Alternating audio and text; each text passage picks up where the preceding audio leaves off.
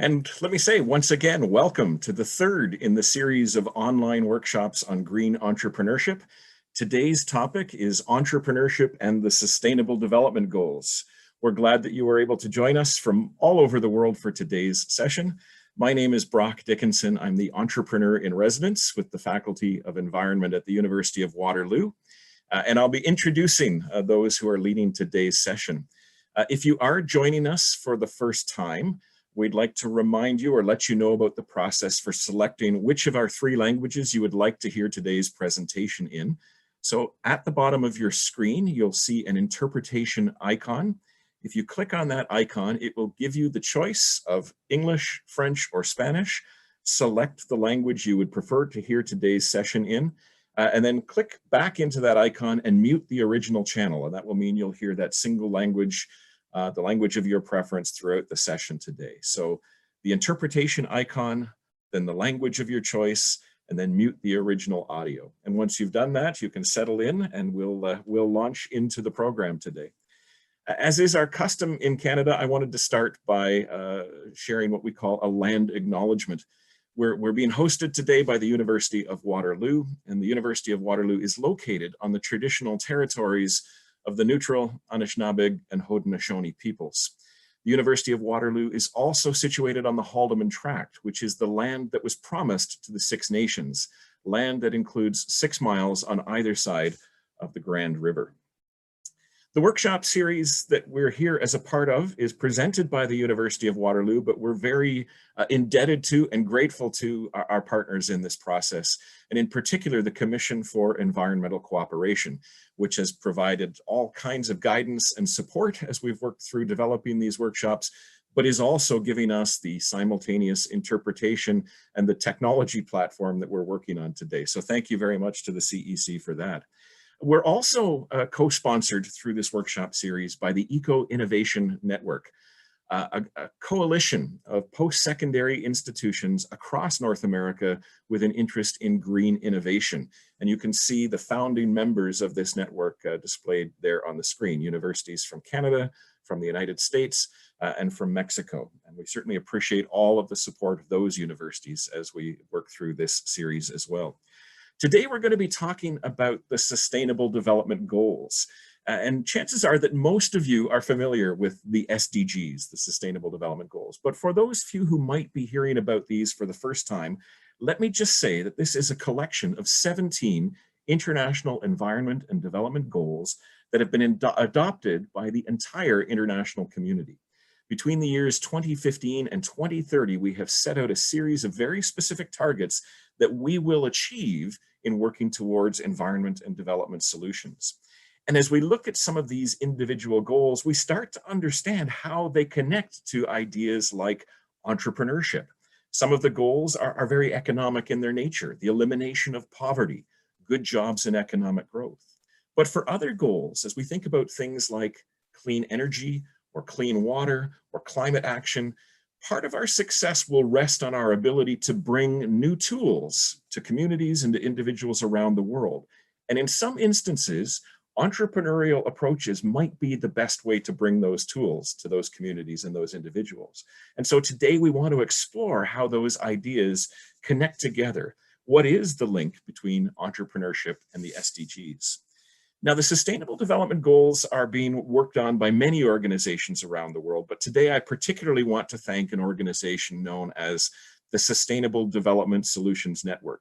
This is an international structure that was started by the United Nations and key academics that's meant to mobilize research institutions around the world to support activity towards the goals. And we're very pleased today that in putting together today's program, we've been able to reach out to the SDSN chapters in Mexico, in Canada, and in the United States to help us develop the program for today. And with that, I'm going to turn things over to our MC for today's session. It's my pleasure to introduce Neetu Jagoda, who is currently pursuing a Master's of Climate Change at the University of Waterloo. Her research interests lie in climate change and emerging technologies, in innovation and science literacy, and in climate change diplomacy and partnership development. She's previously worked as a junior hydrogeologist, a geochemical laboratory assistant, and an operations and outreach assistant, but is currently the network coordinator for the Sustainable Development Solutions Network Canada Youth Chapter. Needu, welcome. Thank you, Brock, for that warm welcome. And as Brock said, I will be your MC for today, so I'm excited for that. Today's panel will be there will be 3 panelists presenting on today's topic. There is an open Q&A session where you can use the Q&A function embedded in Zoom to pose questions directly to the panelists. I will do my best to select a few representative questions and bring them up at the end of the session. So we're going to invite each panelist to speak for about 15 minutes on the topic of entrepreneurship and the SDGs. I'll introduce each speaker before they go. And as a note, please think about the questions you may have for them once you're done. Please type them and put them in the Q&A function. So without further ado, let's get started. So welcome to the 3rd session in a series of 6 workshops on the topic of green entrepreneurship. This was developed by the University of Waterloo Entrepreneurship at Environment Office with the support from the Commission for Environmental Cooperation, so the CEC, and the EcoInnovation Network. This was designed for youth, students, and entrepreneurs from across Canada, the United States, and Mexico. However, we do have more than 620 participants who have signed up from more than 38 countries in this series. In addition to great participation from the 3 CEC members, the largest group participants so far have been from the United Kingdom, Turkey, Colombia, Brazil, Ghana, and Nigeria. And again, just a reminder, this session is being translated simultaneously into English, French, and Spanish. So all you have to do to listen in the language of your choice is to connect to the audio channel in your preferred language. And without further ado, let me introduce our first guest, Charles Baudry. Charles Baudry is the mobilizer of ACCÉLÉRER 2030 for Quebec, a consortium of citizens and organizations committed to the vision of the 17 SDG goals to guide Quebec's prosperity by 2030. It is through his role as co-founder and CEO of Impact Hub in Montreal that Accelerating 2030 for Quebec took shape. Through a major process of mobilization and consultation of organizations from each sector of activity in different regions of Quebec. He has interests in sustainable and inclusive development, as well as the development of human relations and partnership. He has been involved in the field of social entrepreneurship and sustainable development since 2016 and understands the needs of the sector and devotes himself entirely to bringing new avenues of creative thinking based on proven international practices and existing networks. He joins us today from Quebec. Charles? Yes, hi Needu. Do you hear me? Parfait.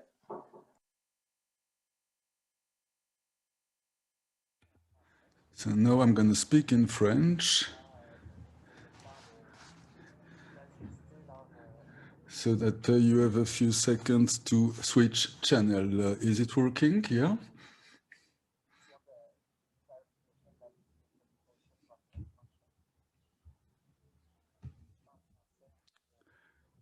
If I now speak French, is the interpretation available?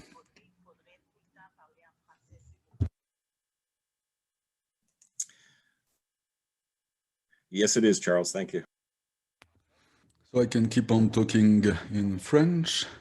So looks like everything is working. So thank you very much for your invitation. Thanks, Brock, for introducing me. It's my great pleasure to join this panel, and it's a great pleasure for me to be able to speak in French. I'm not so used to have an interpretation available, so for me it's a great pleasure to be able to speak in French. I'm going to share my screen to show you my presentation, and once it's done, I'm going to begin.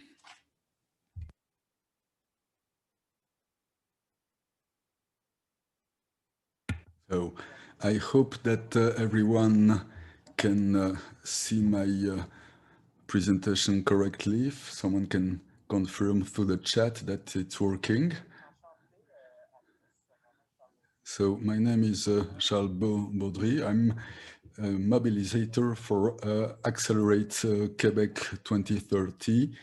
Accelerate 2030 is a group of different organizations, a federation of organizations. It's a social enterprise, so I consider myself as a kind of SDGs entrepreneur. SDGs for Sustainable Development Goal. The SDGs, it's a kind of a new word in Quebec and in Canada, so I'm going to explain you what my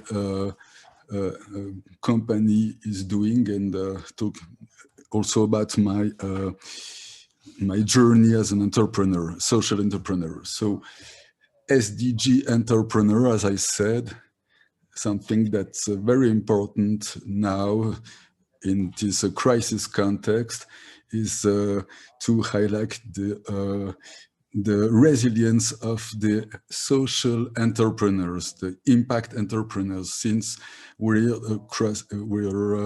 experiencing a lot of uncertainties for the private sector, for the companies. So in some countries, they talk about the social enterprise or impact entrepreneur. And in my old wording, I'm talking about the SDGs entrepreneur. But the common point is that we are all interested by social, environmental, and economic issues, and that also consider those issues on the long term. So those different topics are interconnected. So if we're talking about social or impact entrepreneurs, we're talking about more or less the same thing. So Accelerate 2030 is a federation, a kind of federation of organizations that share a common vision. And in my case, as a social entrepreneur, my goal is to gather organization all through Quebec. Quebec is a region of Canada, an administrative region of Canada. So we are trying to identify networks in order to work together to reach the SDGs. So I'm working as a mobilizator for this network, for this federation of networks. So Brooke already mentioned the 17 SDGs. I would just like to add one important thing, is the notion of interconnection. Each of those 70 goals are interconnected. If we consider those 70 SDGs as an entrepreneur or as a public servant or an academic, we need to consider that an impact on one of those SDG will also have an impact in a great number of others, other SDGs. So within Accelerate 2030, we are trying to federate organizations from all sectors. So my goal is the goal 70, so partnerships for the goals, strengthen the means of implementation, and revitalize the global partnership for sustainable development. I'm going to explain a bit further about this SDG 17, but first I would like to contextualize a little bit what I've been saying, considering the interconnection of those 70 SDGs. So one example, the example of the current COVID-19 pandemic, a pandemic that have had an impact, a direct impact on every one of us. So if we consider the impact of this pandemic, it's first of all a health crisis. So if we're talking about health, we're talking about the SDG number 3, good health and well-being. So it would be about trying to improve the health condition of the world population.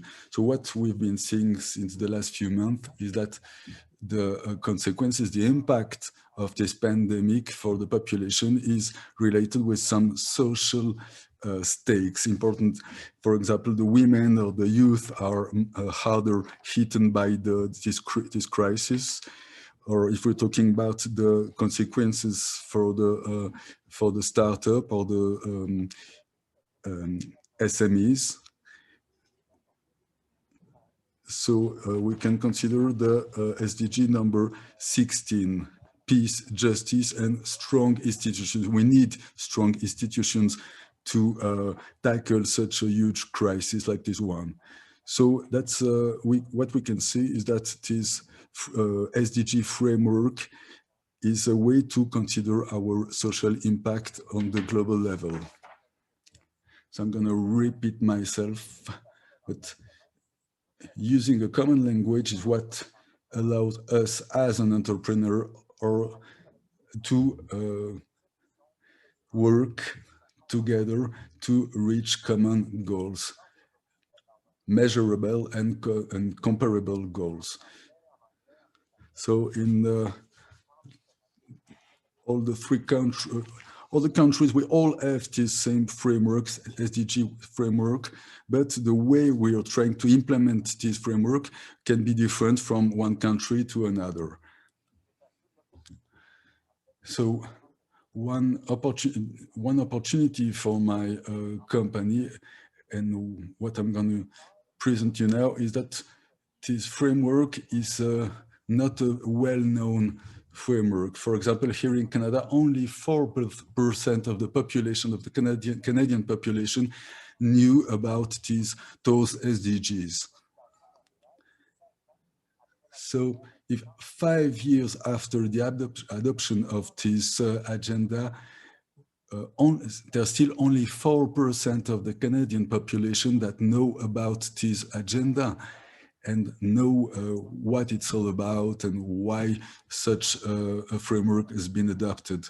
So these statistics show the role that the entrepreneur could play in order to accelerate those SDGs in Quebec, in Canada, and in the rest of the world.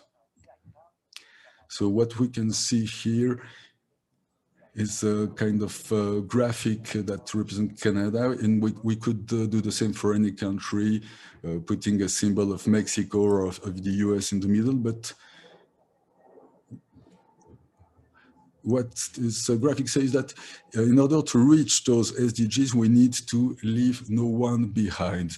So we need strategies that will allow us to integrate the strategies of the different stakeholders, what I call the SDGs ecosystem. So we're talking about the youth, the academic sector, the civil society, and this graphic, we took it from a document from the Canadian government, the national strategy, Canadian SDGs strategy.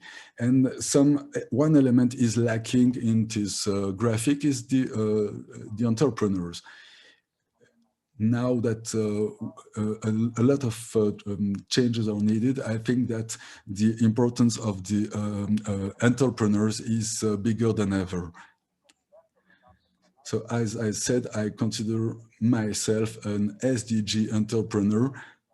So what do we do on that matter? So we've been trying to create a real SDGs ecosystem. So we are trying to implement on the field, those SDGs on the field, and we're focusing on a specific SDG, the 17, let's say partnership for the goals, in order to strengthen the connection between the public and private sector and the academic sector and the civil society to reach those goals in 2030. So we are trying to work on the whole Quebec region to help implement those goals, and specifically this SDG number 17. So we have like 4 pillars of our action. I'm going to focus on one of them. So since 2016, we're trying to mobilize the population on the whole Quebec region to make to have an idea of the situation about the SDGs in our region. And what we realize is that not much have been done yet. and not many people are trying to align their action with the SDGs agenda. So we're trying to engage the entrepreneurs for the SDGs. And to do so, we've launched an ambitious plan of action. So trying to help the entrepreneurs, social entrepreneurs, to get the proper fundings first. Second pillar, we're trying to help the access to some tools in favor of the SDGs, and also trying to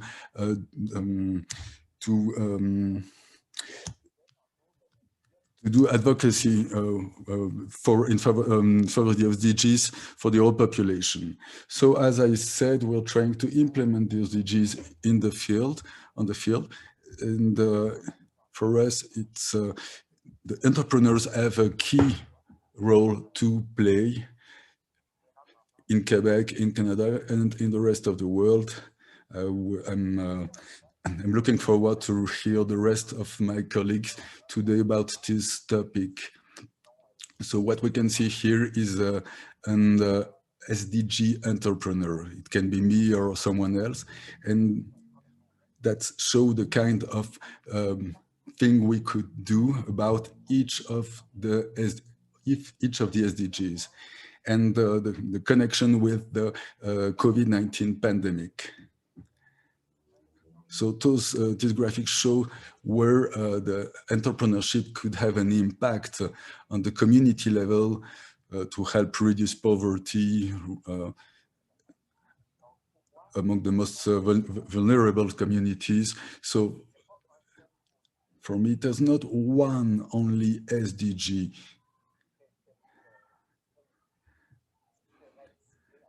that identify what an entrepreneur should do. I think that the all 70s SDGs could be related with the entrepreneur activities. So our call to action, my call to action, would be to say that the current pandemic should be a call to action here in Canada, in the United States, in Mexico, so that we can work together using a common language to reach the SDGs. My advices now, my tips for the new entrepreneurs that are listening to this workshop. If you're just launching a company, or if you're just beginning to consider how to include the SDGs in your activities, I think that there's like 3 ways to easily begin. First, if there's some topic, some issue you're trying to tackle, that's the first step. Second step would be to try to identify what you're currently doing could have an impact on one or different SDGs, and trying to integrate those SDGs in your company activities. This SDGs framework is a flexible one. It's not. And third step, a little bit like what we are doing in Accelerate 2030, you can try to mobilize a full community in favor of one SDG, like we've been doing with the 17. And that will help you to measure your impact on one or different SDGs. I have been talking a lot. I don't know if I still have some time left. I would like just to share one concrete example of one initiative we're launching recently, and that include our different priorities in the Quebec context. So the impact entrepreneurs have been hit hard by the current pandemic. That's one thing. And on the other side, as I said, only 4% of the Canadian population know about the SDGs. So we've been launching an advocacy campaign about the SDGs here in Quebec in order to identify 100 women entrepreneurs, SDG number 5, gender equality, in order to help them to reach one of the 17 SDGs. So through that way, we've been trying to highlight the importance to connect the activities of one company with one or several SDGs. So you can check what we've been doing. There's 100 different projects we're trying to help in order to create more partnerships. So I'll conclude with a quote that I like a lot by Albert Einstein. So definition of being insane is doing the same once each time the same thing and expecting to get different results. So what I'd like to invite you to do today is to consider this SDGs framework, since it's a great way to generate more connection and a way to better work together. Thanks for your attention, and I give back the floor. Thank you. Thank you, Charles. I'm just going to give a minute for a translation team to get everything together. Thank you for that very insightful presentation. And just a reminder to the audience, there is an open Q&A function in the chat, so please make sure to put all your questions in for the panelists. Now I'd like to introduce our second speaker, Raul Hernandez. Raul is a mechatronics engineer invested in consolidating sustainable development in Mexico and the world. He's invested in promoting a world where nature and technology work together to improve the world for every living being. As Director of Projects and Partnership for SDSN in Mexico, his work is centered in promoting solutions backed by academia and fostered in co-creation environments. He has presented projects at the Student Energy Summit in Merida in 2017 and at the International Congress for Sustainable Development in 2019. In SDSN Mexico, he co-sponsored the innovation platform called the Project Bank and has designed their latest initiative, SDG Experts. He joins us today from Mexico City. Hello, Raul.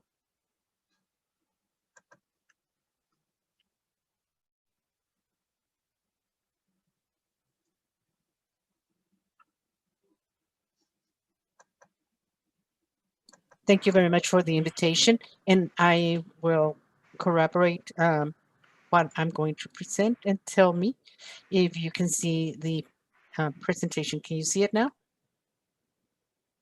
Okay. Thank you very much for the time. Like you said, my name is Raul Gio Hernandez. I'm leader for projects and partnerships, and we'll be talking about entrepreneurship and the sustainable development goals. The agenda is the following. First, I'm going to present SDSN. This is in Mexico specifically. I'm going to present the solutions created in the academia, and we will talk about entrepreneurship and sustainable development and case studies for Mexico. As it was already mentioned, I'm going to try to mobilize sustainable development in everything that is developed in academia in order to consolidate in the universities, in the cities, in a regional manner. Specifically, we are working with 75 member universities. We work with the government. We work with our counterparts, the private sector, and we also involve the society with the support of sponsors. So our current initiatives are 3. We have the Banco de Proyectos. this is a platform that allows us to present not only initiatives that has different locations along Mexico, but also they either donate time or monetary donations, and they can help consolidate at least a goal or initiative. In fact, we have an open licitation, and in this way, this initiative is to have better in sustainable development, and it allows to generate a network with these experts, and also it helps to present in a better way all the work that they're doing.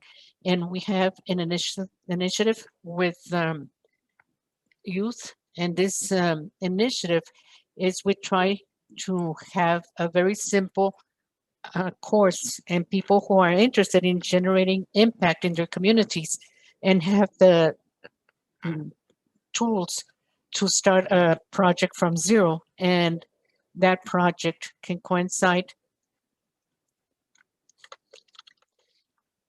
always with once that I presented the initiatives, it's worthwhile to see how we can include the understanding, the empowerment with sustainable development. Some of the slides are in English, and not to have any problems. I apologize.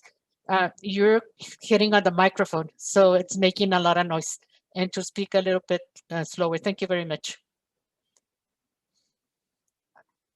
I apologize because I'm too emotional. So like I told you, sustainable development goes together with empowerment. But if we want to make a perfect match, it's through innovation. We currently have an idea, a vision, which is called a transformative innovation. And what this is doing is to do an interaction with innovation, but it tries to include greater environments so that the work that is being developed, it doesn't only coincide with a person who is a consumer, but it also supports the different environments. It has 6 major axles: directionality, social objective, impact at a system level, learning and reflexivity, conflict against consensus, and inclusivity. And not only to, it also supports the society. How is this related to sustainable development? It's very easy. All of us want to transform our world, and we need context. And this is constitutions, alliances work. And this is the way in which we can have environments, transversal environments with social objectives and more constant on a daily basis. And we can work in socio-technical systems in specific areas, but we need to have this available. We can develop in sustainable development, you need everybody to consolidate. Objective 17 is alliances to accomplish the objectives. There's a way of doing a very simple link. If we want to go to a specific relationship between empowerment and sustainable development, we need to see what is the impact that they have had in the GDP. For example, it could be armed conflict and violence. It could be an impact on biodiversity and ecosystems. It could be the impact on health. These different environments that affect society, it also affects the way in doing business. And as you can see, we relate this with people. As you can also see, This is to start sustainable development.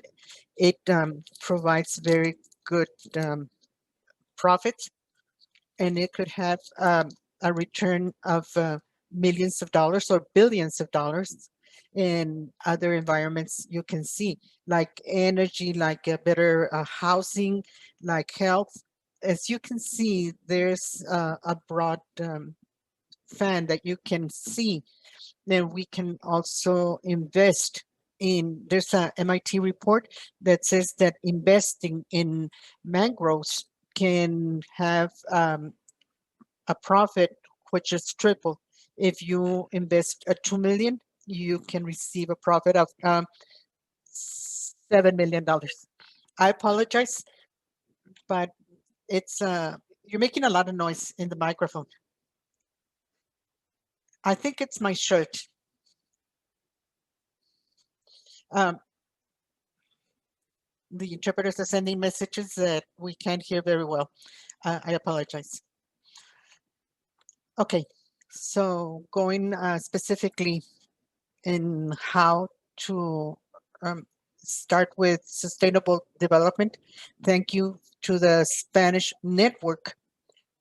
Solutions for Sustainable Development gives us a guide for, and this is something very easy to work with. Gives us opportunities like access to new markets, savings in costs, contracts with the public sector, to improve the reputation and to improve also trust in a trademark. And this mentions specifically sustainable development. How can we do this? Very simply. First, we have to know these sustainable development objectives. We have to define priorities and what is the specific objective. We need to establish the objectives to reach that objective and work on that.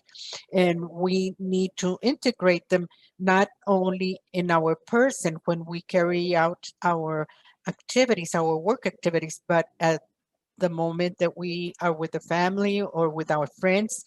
And something very important, to report the work that we are developing. Now,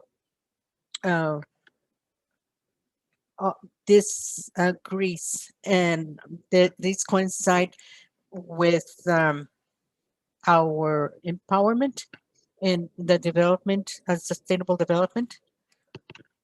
These can coincide. Now you can go into our website and look at it. This reports, this has reports by country, and it also publish reports internally in each country. As you can see in each one of the boxes that are green, that means that we will reach this objective by 2030. The ones in red says that we need to do more work to consolidate. And we also had the trends that tells us which are the ones that could be in green and which ones would not. In USD 12, we don't have the information to consolidate this objective. If entrepreneur is watching this, maybe they can coincide with this. This country is Canada. Now we go to the next slide for another country. And as you can see in this country, there are several conflicts. In OECD 15, they're lowering the expectations in order to reach sustainable development.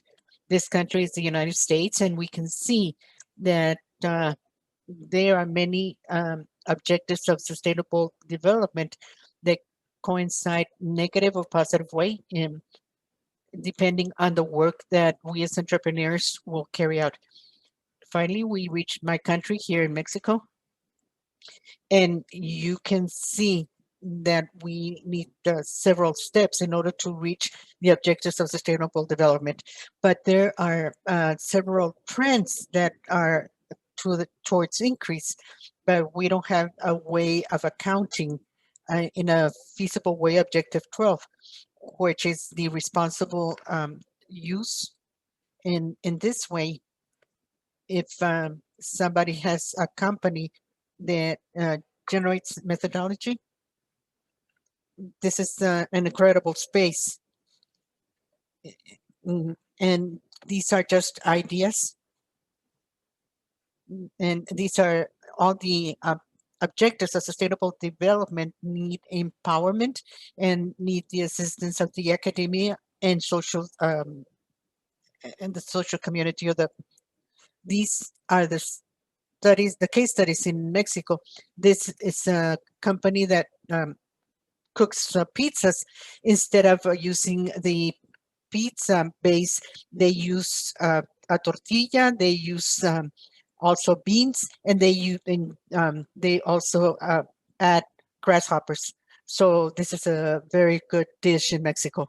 This pizza company gives work to people on the street, and if you buy pizza, it gives great value. Another case is someone somewhere. This is the name of the company. It's Mexican. And someone is the person that developed the clothing, and the somewhere is where they make this this dress or this clothing. She developed this clothing in Naupan, Puebla. 88% are women, and they also help to reduce. They help with the gender equity, and they work with craftsmen in Mexico. The women are the ones that are marginalized. And lastly, we have they receive more water because of rain than even the UK. So there are a lot of flooding. So this company decided to say that everybody needs a roof, and it filters the water, and it filters rainwater, and they can have water from 6 to 8 months a year because of the water that they filter. They have devices in marginal areas, and Mexico City invested on them so that they can use, so they can have work and apply their knowledge in the area, which is called Ixtapalapa, and they have problems with the scarcity of rainwater. I would like to give you some advice. The first advice is that any problem is a solution directly. We can have a solution for any problem, but we have to know how to present it, and also now know many times we have the knowledge, but when you see a new product, a solution, and you might say, oh, why didn't I think of that? So if you have a problem, always think of how you can solve it. And there is the entrepreneurship. Second, you always have to be knowing. You always have to be in constant knowledge and understanding new things, because this way you can see different alliances, different challenges. If you take this challenge just because of probabilities, you can find a solution. You can work many years, and it turns out that you could do it another way, but you had to expand your knowledge in order to know how to change the way in which you solve a problem. And I was saying in other presentation, we have to fall in love with the problems, not so much in the solutions that we will develop. And finally, I would like, we have to prepare and don't shy away from the hard work. Things are not solved overnight, and the work speaks for itself. We can't constantly be waiting for things to fall from the sky.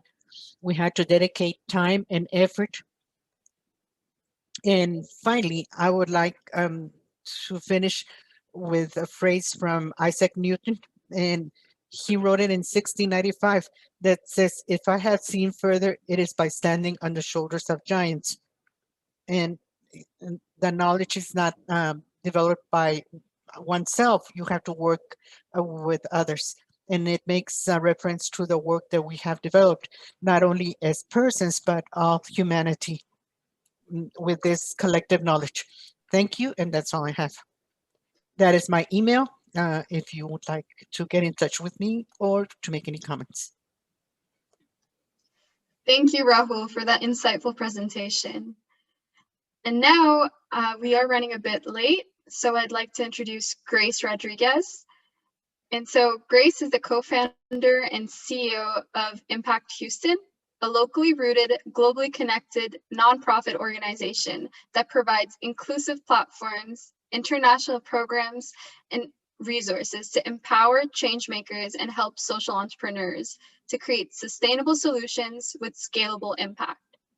Impact Hub has been recognized by the United Nations as the world's largest network for accelerating entrepreneurial solutions forward and towards measurable impact for the Sustainable Development Goals. Grace has real-world experience in design thinking, system strategy, and facilitating transformational change, which she puts to work supporting Greater Houston diverse communities. She's also a startup mentor through accelerator programs like Mass Challenge, Lily, Red Labs, and Capital Factory, and is the lead organizer for Women in Tech, for example, Houston WIT and TEDx Houston. She joins us today from Texas. Welcome, Grace. Thank you so much. Thank you for the opportunity to talk with you about entrepreneurship and the Sustainable Development Goals. I want to make sure that you are seeing the presentation. Okay, thank you. And I'm so appreciative of Rahul and Charles going earlier and talking from the perspective of an ecosystem and systemic collaboration for entrepreneurship and the Sustainable Development Goals. My talk will be a little bit more practical, and we'll explore how you can create an impact enterprise today to solve the problems of tomorrow. And I'll weave in the SDGs throughout the narrative. So you heard a little bit about Impact Hub Houston. We're a nonprofit organization that provides intentional programs, inclusive communities, and an international network to empower change makers and help them create scalable impact for the SDGs. I'm really excited to join this session because we really want to help more change makers like you become effective impact entrepreneurs who go on to lead successful ventures. What we'll cover is what impact entrepreneurship is, help you identify your purpose, create a theory of change, and plan for sustainability and scalability. And you might be asking yourself, how can you create your own impact enterprise to build a better future? Some people start businesses because they see an opportunity in a market that they want to capitalize on. Some want to be their own bosses, some want to improve their quality of life. But impact entrepreneurs start their ventures because they're passionate about creating positive impact in the world. As Rahul said earlier, fall in love with a problem. So change makers, these impact entrepreneurs, fall in love with a problem and want to make it their life's work versus something they just volunteer a few hours a week to help solve. And to give you an understanding of how we define impact entrepreneurship, it's simply exercising your problem-solving capacity for the betterment of society. So it's not complicated. It's really, if you want to solve problems, you are entrepreneurial. You might want to solve that problem for your community or for a population that you care about that might be disadvantaged. You might want to solve it for the environment or for your city or country, or for a global or universal issue, which is what the SDGs are related to. In the US, impact ventures have been referred to as triple bottom line businesses, so ones that equally care about people, planet, and profit. Many corporations now refer to this as ESG, and that's considered a business approach that also thinks about its environmental, social, and governance strategies. But regardless of whatever you call it, impact enterprises all prioritize positive impact and intentionally optimize the business and revenue models to create that impact. We use the United Nations Sustainable Development Goals as directional guides for impact innovation, and we support entrepreneurs working on solutions in any of these areas. But for us as an organization, for Impact Hub Houston, we look at the kind of impact that we create for our community through the lens of these 6 specific Sustainable Development Goals. And it's generally reducing inequality, improving gender equality, providing decent work and economic growth, supporting innovation and infrastructure, especially among disadvantaged communities and minority populations, and then developing more sustainable cities and communities so that we can address environmental justice and other disparities within our community. And finally, the partnerships for the goals. We want to make sure that we're working with a number of different types of organizations, both public sector and private sector, to create the impact that we want to see at scale. And then these terms that are on the slide are our values. So in general, when you're thinking about whether a venture is an impact venture and what you're launching is an impact enterprise, you just ask yourself, does it prioritize impact? Does it have an ability to change people's lives or improve the world that isn't just a side effect, but is really a core part of what you do, why you do it, and how you do it? Does it actually create impact? Are the outputs and outcomes that are created by the venture demonstrating progress towards one of the SDGs? And then if you look up the Sustainable Development Goals, they actually have these more specific targets that you can also use as guidelines on how you want to create impact. And then finally, does it use responsible business practices? Whether you decide on going for a for-profit or a nonprofit model, an impact enterprise should strive for financial sustainability and growth so that you can continue to do the work and hopefully scale and grow that work. Which brings us to those business models. Some people think that if you want to do good, you should start a nonprofit organization, at least in the US. But there are many different models for financial sustainability that you can consider for your own structure. One is, the obvious nonprofit, which is a tax-exempt non-business entity that invests excess funds back into the mission. So rather than saving profits or creating profits, it reinvests that back into the mission. There are cooperatives, which are businesses organized by and for the members. So a credit union or a community grocery store are some examples of co-ops. An impact firm employs those in the community who need jobs. Fair Start, which is F-A-R-E, Start, is a good example. It employs at-risk youth and serves healthful meals. So that's an example of how you do, what kind of practices you implement for your business can also determine that social impact, even though the outcome, what they're actually delivering, what kind of products and services might not look like social impact. There's also impact responsible business. These types of companies support impact missions as a part of their day-to-day business operations. And obviously for-profit businesses, which are profit first, but they can donate funds or raise awareness or support causes. For instance, Warby Parker's Buy a Pair, Give a Pair program is an example of that. And then one new entity, relatively newish entity that you might hear a lot about is B corporations, which employs a private certification process for for-profit companies. And those certifications are provided by B Lab, which is a global nonprofit organization. And you have to receive a minimum score in an assessment to determine your impact and environmental performance. And you have to recertify every 3 years to make sure that you maintain that B Corporation status.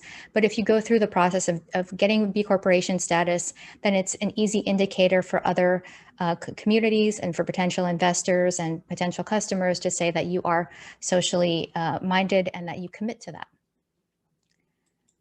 So whether when you're in the early stages of starting an impact enterprise, you have two immediate tasks. Find a problem you care about, that problem you want to fall in love with, which would be your purpose, and then seek to understand the problem deeply, both from the perspective of the individuals that you want to serve who are encountering this problem every single day, and then from the ecosystem level. And by ecosystem, I mean the community, your collaborators, even your competitors, your local government, all of the people who have a stake in the impact that you're going to create.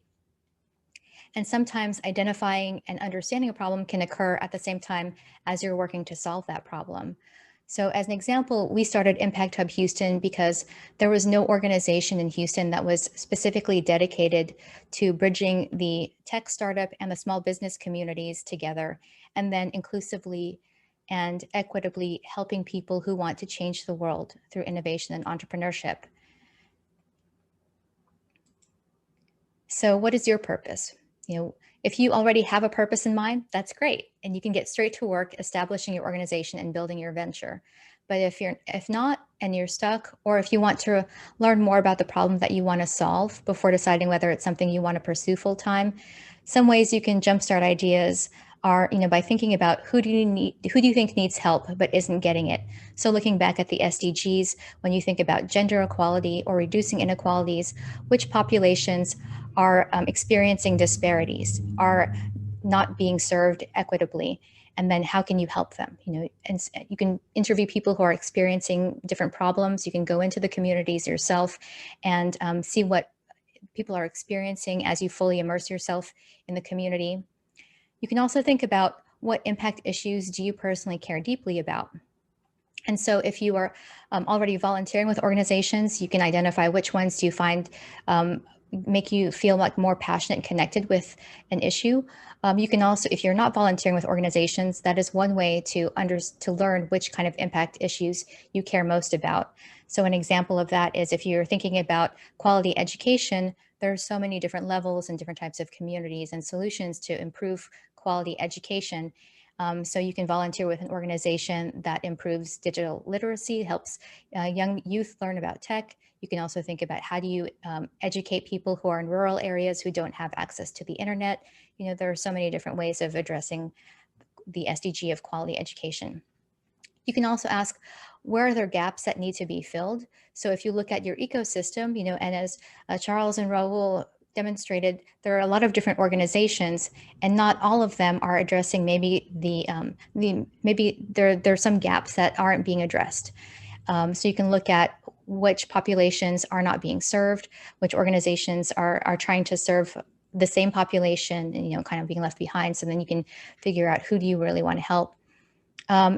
When have you needed something, but you couldn't get it, or no solution existed for it? And that's one important aspect of impact entrepreneurship, is that people who are closest to the problem tend to be the ones who are really passionate about solving it. So if there's something that has frustrated you on a daily basis, let's say if getting from home to work, or right now with the pandemic, how do you work and or bring people together when there is this threat of disease around? Solving that problem for yourself means you can potentially solve that problem for other people. And then you can also think about, how have others failed due to lacking some kind of experience or expertise that you have?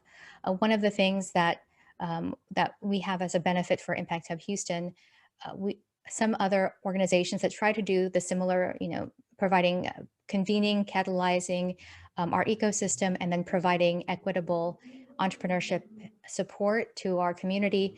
Some of the reasons why other organizations weren't able to thrive by doing that was because they didn't have access to the same kind of mentors and network that we were able to build. So if you think about what other organizations might be failing at that you might be doing better at, that's another way of figuring out what your purpose is. And then you can think about, creating your theory of change, and that needs to happen for your desired impact to be achieved. Really thinking about how you can identify areas that require further review and determine what data to collect over time to validate whether your theory holds. So when you're creating that, you can ask yourself, whom do you want to benefit?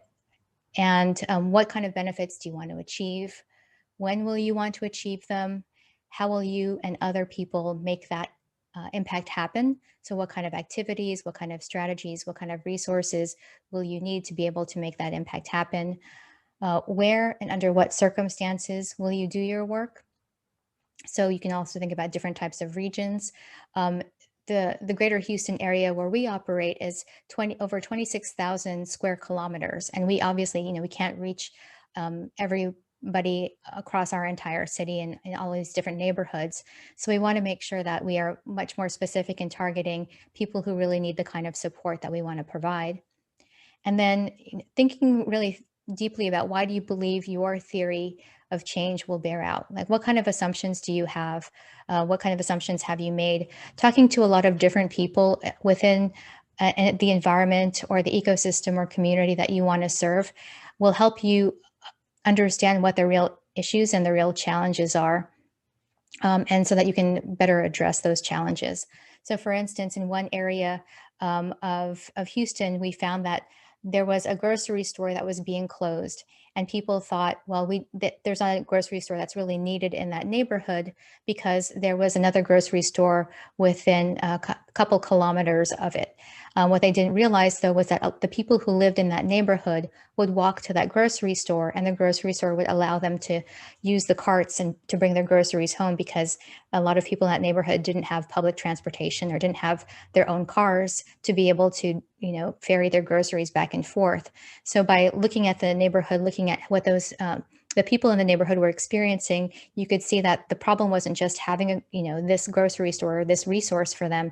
It was really that their inability to access one that was farther away. So at Impact Up Houston, we look at 3 primary indicators of the impact that we want to achieve, and that is member growth, because if we have more members, that means we're delivering good value to attract and keep diverse impact entrepreneurs and impact innovators. We look at organizational growth. So are we improving our internal operations and our revenue model so that we're hiring more people and delivering more impactful programs? And then we also look at ecosystem growth. So, like the previous speakers, we are also looking at how do we collaborate effectively with other organizations to reach and help more people. And then also, there are some organizations that focus on supporting people who would qualify more in the US as like small businesses. So let's say somebody owns a grocery store, a local grocery store, or owns a restaurant or has a catering business, might not have the same kind of programs in terms of technology skills, awareness of different platforms that those entrepreneurs could be using to help them automate some aspects of their business so they didn't have to spend all day doing accounting and that kind of thing. So are there organizations that we could collaborate with? Again, SDG 17, Partnerships for the Goals. How can we collaborate with them to help strengthen their programs so that the impact that they're creating is going to help their constituents be more resilient for a future of automation? And then as you establish your business and your company, you can also think about how do you plan for sustainability, because impact enterprises prioritize impact, but they also must strive for financial sustainability, right? So while you may rely on philanthropic capital to get started, as if you're a nonprofit, you might rely on grants, but to get your work off the ground, ultimately, you have to have a model that enables you to stay afloat without a constant infusion of charitable dollars. So earned revenue is important even for a nonprofit organization. And that kind of revenue is a key factor that differentiates an impact enterprise from a typical nonprofit organization or an NGO. So early on in your impact entrepreneurship journey, you have to determine the kind of revenue engine that can effectively fuel your growth and make sure that you're sustainable and that you can also be scalable.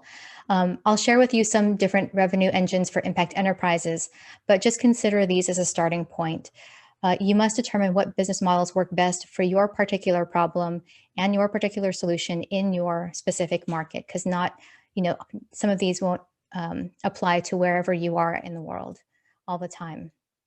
So revenue engine, there are several terms that get tossed around interchangeably, but all serve distinct roles in helping your business achieve financial sustainability. One is the business model, which takes into account your finances, customer acquisition, revenue streams, all of these processes that your business has. And then there's revenue model, which is a subsection of the business model, and it's an overall plan for how your different revenue streams fit together. So if you're selling products and selling services and then getting corporate sponsorships, those are different revenue streams. And so, a single source of revenue for your business is a revenue stream. Okay, I take a breath. Okay, and then planning for sustainability. Here are some examples of different models for financial sustainability. One is earned income, or traditionally thought of as sales or a fee for service. And these types of impact enterprises for this revenue stream, they package their products or services and sell them either to beneficiaries or to an organization that is willing to pay for them. So how they develop this model is generally these enterprises identify a market need that is not being met, and then they develop a corresponding service or product that people are willing to pay for.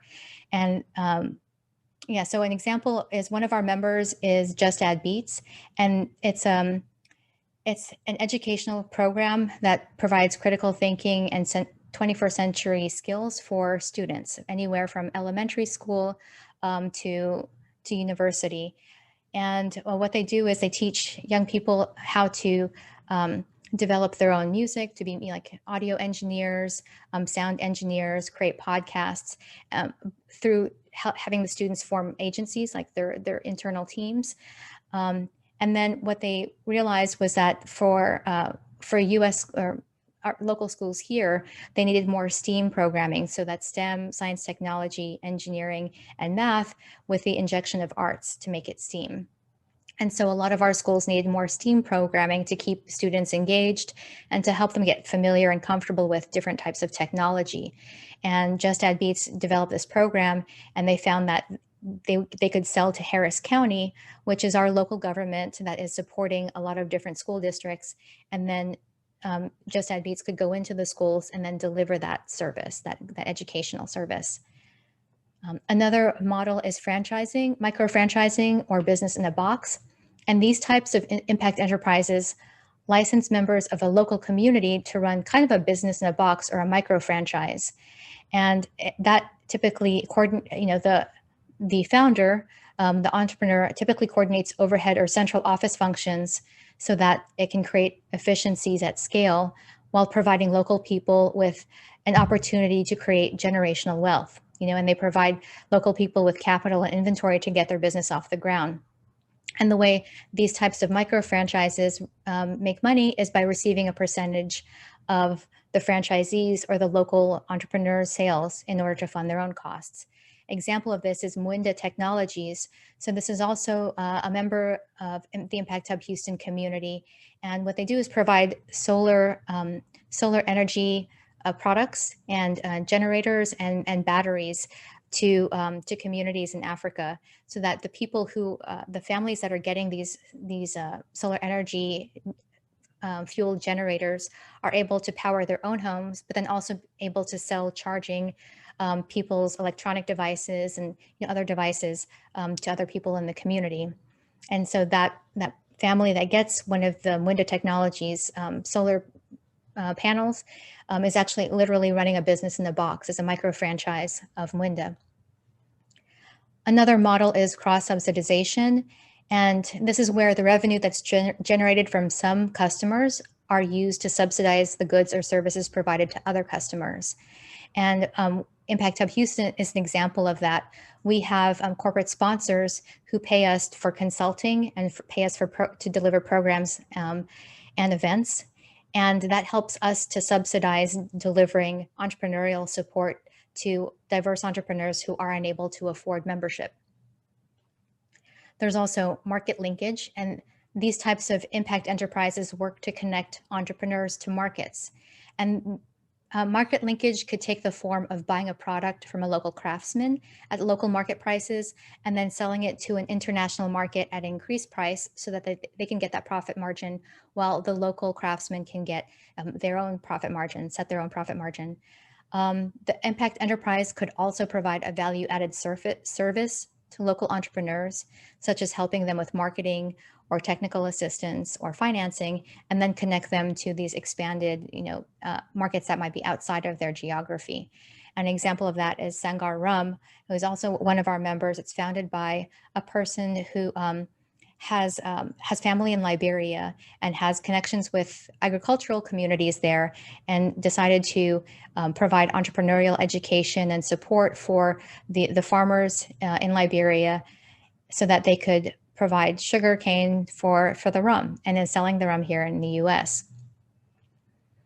Another form of impact entrepreneurship is microphilanthropy, which is an emergent model of impact enterprise. And you can think about this as like crowdfunding. It also involves the donation of money, goods, or services to people in need. And so one example of this is PPE for the people. So one of the things that Impact Hub Houston did during the pandemic was work with a 3D printing company called Re3D. And we started this campaign to raise funding, to crowdsource funding to provide personal protective equipment, or PPE, to people in underserved and minority communities, because the data was showing that the majority of people who were disproportionately impacted by COVID-19, had higher rates of being infected, had higher rates of being hospitalized, were in minority communities, or specifically Black, African American, Hispanic, or Latino communities in Houston. And so we wanted to make sure that the businesses and the workers in those communities were getting personal protective equipment as well. So we launched a fund to raise funding for that,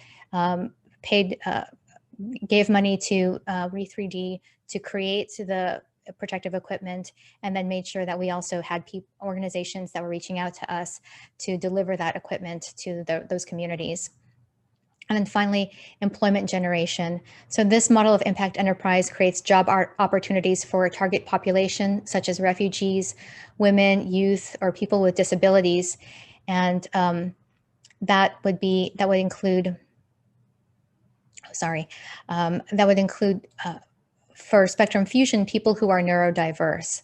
So you would have people who are on the autism spectrum who have a lot of talent, but we're finding it difficult to get employed within the market because a lot of business owners didn't understand how to support them. And so Spectrum Fusion started teaching different businesses how to start integrating people on the spectrum into their workforce, and then helped prepare people who are on the autism spectrum how to be able to integrate well, from their end into the workforce, and also how to provide their skills on an open market. So you have freelance videographers and freelance code developers or web developers that Spectrum Fusion is helping find clients for. And then just to wrap up quickly, so, planning for scalability, you want to make sure that you can continue to scale your impact, because if we are to reach the 2030 goals, you need to make sure that we're addressing as many, different communities as possible. You can think about how do you make sure that you can open source your plans, maybe so other people can learn from what you're doing and then be able to replicate that in their markets. Can you work with different governments or corporations, multinational corporations, to help scale what you're doing to other markets? And then, yeah, and that's it. Thank you, Grace. And thank you to all our presenters. You guys have made wonderful presentations and very insightful ones as well. And now we will move on to the Q&A section. So our chat has been fed with quite a few questions. Thank you to our translation team for translating them and the audience for participating. I guess I'll just start. So it talks a bit about how you guys mentioned a bit about the SDGs and how to move them on a global or with your initiatives. And if you could add to anything on this conversation, what do you think is still missing in terms of work that needs to be done on a global level? And this is a question to all three panelists. If anyone wants to take the question. I can give it a shot, Nidu. And I really like the last presentation from Grace from a really practical standpoint, because for me, what's missing is the bridge to build between kind of the systemic infrastructure and then the practical work that needs to be done on the ground. So operationalizing the SDGs through entrepreneurship, through new projects. So I found it sometimes really difficult to build that bridge between the people who have the solutions to achieve the SDGs and then the systemic environment who has invisible barriers to overcome, basically. That being said, I think it's still possible, and I think it's the point of this discussion today, is that the social or the impact entrepreneurs, as Grace called them, can be the solution for that change.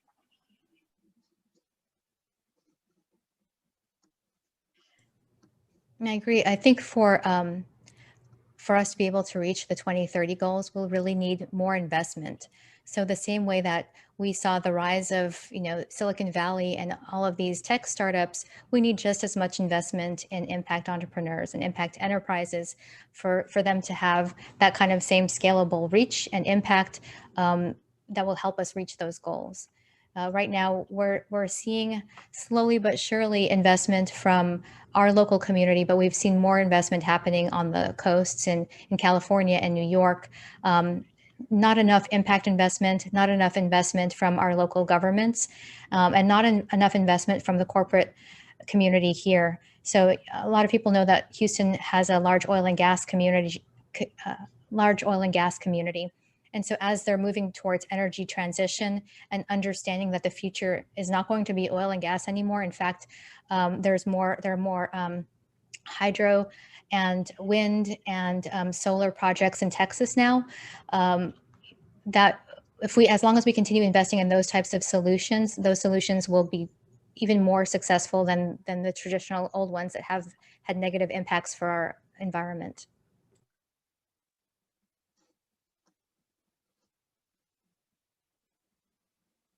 I would like to add by saying that we need to promote all these innovations, and the best way to do it is the entrepreneurs and the partners. Not only do we need to have angel investors or provide money to them, just promoting their products will be enough. And if we can start reaching 25% of the population, then the change can start happening. We have seen this with the toothbrush and other things, but as Charles said, almost 7%, no more than 30% of all the world are aware of the Sustainable Development Goals, and this should be a priority. If we were aware of this agenda, we would always all work towards that agenda and towards meeting those goals. Charles, you spoke a bit about this earlier, how there's very low percentage of people who actually know here in Canada and both around the world who actually know about the SDGs. So what would be a way of disseminating the Sustainable Development Goals so that people know more about them and engage with them? And again, this is an open question to all panelists. I will take a shot at it because I have a few ideas. But I'll put it in context on, let's say, what I'm trying to achieve with the SDGs in the Quebec context. When we talk now about new structural investment, we talk a lot about creating infrastructure. Okay, it's a buzzword that we use a lot to create roads, to build bridges, to build physical infrastructure. I think to bring the SDGs to be more relevant to the general population, there needs to be the creation of an SDG infrastructure, or the way I see it. So I use the word ecosystem. I think it takes together all of the stakeholders involved in the process. And for me, that's still a missing part. So we have strategies to achieve the SDGs, which is often a bit siloed, based on the sectors of activity that you are, whether you're an academic institution, you're a multinational, or you're a government. You might have your own strategy to integrate the goals. But by creating an infrastructure that the citizens can tap into, that the startups, the innovators can tap into, it reinforces the need for collective action. So I'm trying to find a way to explain that we don't, instead of building bridges and building base physical infrastructure, let's invest in creating an SDG infrastructure at scale.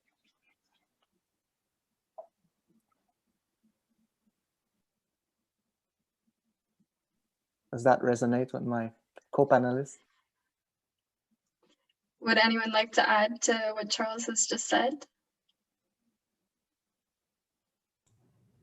Sure, I agree. I think that there, in the same way that we use social networks to connect with each other, there definitely needs to be some more international, multinational infrastructure for us to connect around the SDGs and to learn about what other people are doing so that we can see, you know, could we use some of the ideas there in our different local contexts, and also provide opportunities for funding for different parts of the world for people who are also working in similar areas to us. So as I was talking about Mwinda Technologies earlier, you know, if there are other people who are developing solar projects and there are investors in Houston that are interested in investing in different solar projects around the world, how can we make sure that somebody who's working on a solution in Ghana is going to be able to meet with an investor in Houston and then get resources that can help them grow their business?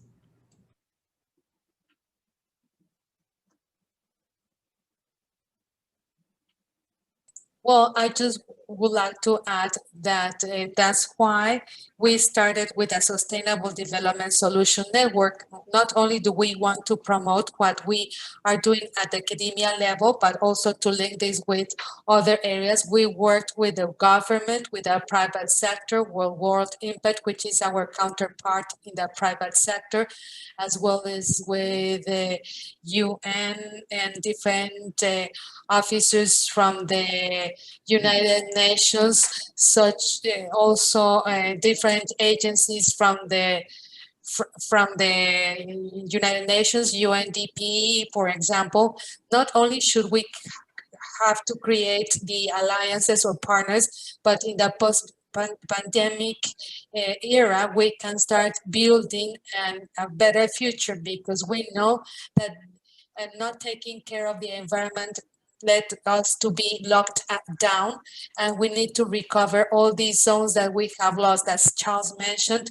Not only do we need to have an infrastructure, but also to discuss education, the way cities are being constructed. Not only do we have to think about SDGs, but start accepting as persons, as individuals, that it's time to change. It's time to sell our vehicles in Mexico City, because sometimes families have 3 or 4 vehicles or cars.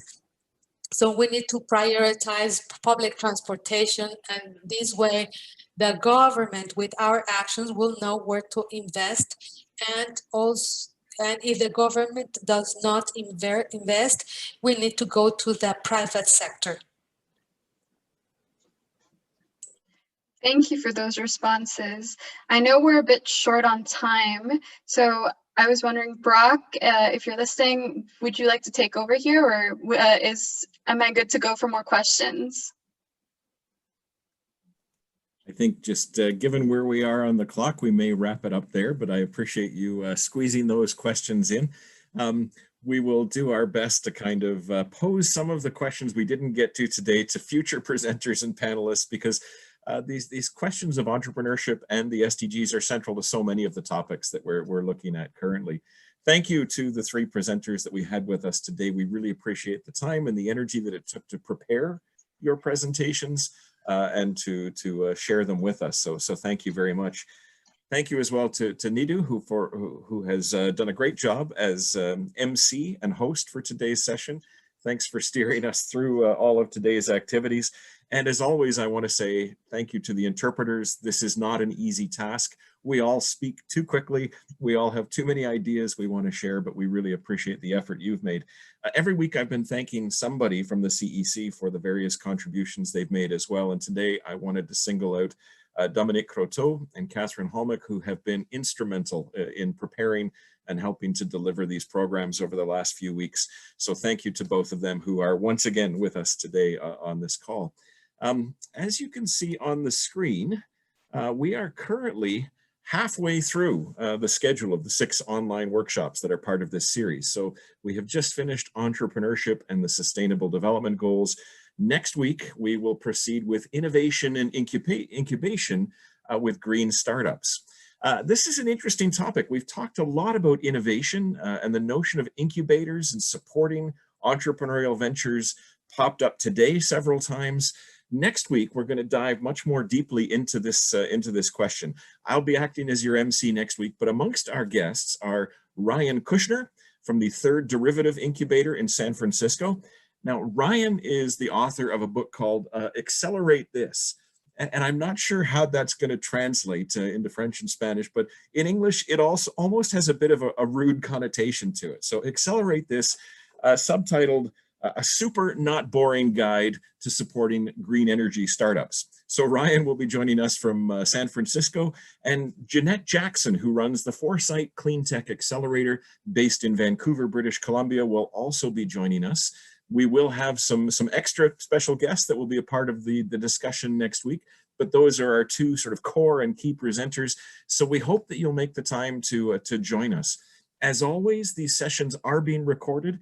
They will be available shortly in English on YouTube and in the very near future in French and Spanish as well.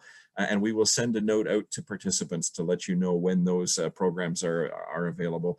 We hope that you can share these ideas. All of our presenters are on LinkedIn. I'm sure they'd be eager to hear if you have ideas or information or questions that you'd like to follow up on. But thank you very much for joining us today. We hope that you've all learned something interesting, and we look forward to seeing you again at this time next week. Take care until then. Bye-bye.